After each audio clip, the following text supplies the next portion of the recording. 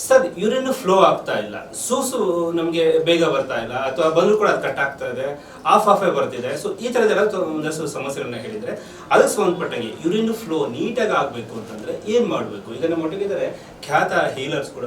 ಕೇಳಿದ್ರೆ ಅಲ್ವಾ ಇವಾಗ ಯೂರಿನ್ ಫ್ಲೋ ಈಸಿಯಾಗಿ ಆಗ್ಬೇಕು. ಏನಿಲ್ಲ ಸರ್, ಇದು ಡೈರೆಕ್ಷನ್ ಅಂತ ತಕೊಂಡ್ರೆ ಈ ಬೆರಳನ್ನ ನಾವು ಡೈರೆಕ್ಷನ್ ಅಂತ ತಗೋತೀವಿ.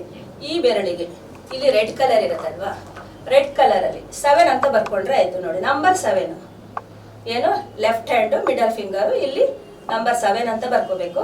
ಅದ್ರ ಜೊತೆಗೆ ಕಿಡ್ನಿ ರೆಡ್ ಕಲರ್, ಆಮೇಲೆ ಈ ಗ್ರೀನ್ ಅಲ್ಲಿ ತಗೊಂಡ್ರೆ ಒಂದ್ ಗ್ರೀನ್ ಕಲರ್ ಕೊಡ್ತೀನಿ. ಅದ್ರಲ್ಲಿ ನಂಬರ್ 4 ಗ್ರೀನ್ ಕಿಡ್ನಿ ಜಾಯಿಂಟ್, ಇದು ಕಿಡ್ನಿ ಜಾಯಿಂಟ್ ಆಗಿರೋದ್ರೆ ಇಲ್ಲಿ ಕಿಡ್ನಿಗೆ ನಂಬರ್ 4 ಅಂತ ಬರೆದ್ರೆ ಆಯ್ತು. ಇಲ್ಲಿ ಬೇರೆ ಬೇರೆ ಕಲರ್ಸ್ ಇರುತ್ತೆ, ಇದನ್ನ ಮಾತ್ರ ತಿಳ್ಕೊಳ್ಳಿ ನೀವು.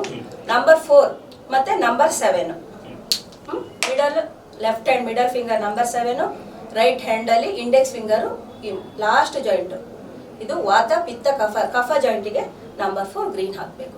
ಇದನ್ನ ಹಾಕೋದ್ರಿಂದ ತುಂಬಾ ಜನ ಹೇಳ್ತಾರಲ್ವಾ, ನನಗೆ ಯೂರಿನ್ ಫ್ಲೋ ನಿಧಾನವಾಗಿ ಹೋಗುತ್ತೆ, ಕಟ್ಟಿ ಹೋಗುತ್ತೆ, ಕೆಲವ್ರು ಬರೋದೇ ಇಲ್ಲ. ಕಿಡ್ನಿ ಪೇಷಂಟ್ ಕೆಲವರಿಗೆ ಯೂರಿನ್ ಫ್ಲೋ ಚೆನ್ನಾಗಿರಲ್ಲ, ಪ್ರೋಸ್ಟೇಟ್ ಇರೋರ್ಗೂ ಕೂಡ ಅಷ್ಟು ನೀಟಾಗಿ ಹೋಗಲ್ಲ. ಇಂಥವ್ರಿಗೆಲ್ಲ ತುಂಬಾ ಉಪಯೋಗವಾಗುತ್ತೆ, ಇದನ್ನ ಹಾಕೋಬೇಕು.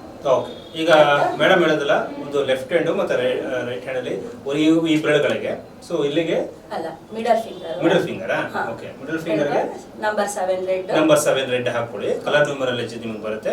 ನಂಬರ್ 7 ರೆಡ್ ಹಾಕೊಳ್ಳಿ ಈ ಮಧ್ಯದ ಬೆರಳಿಗೆ.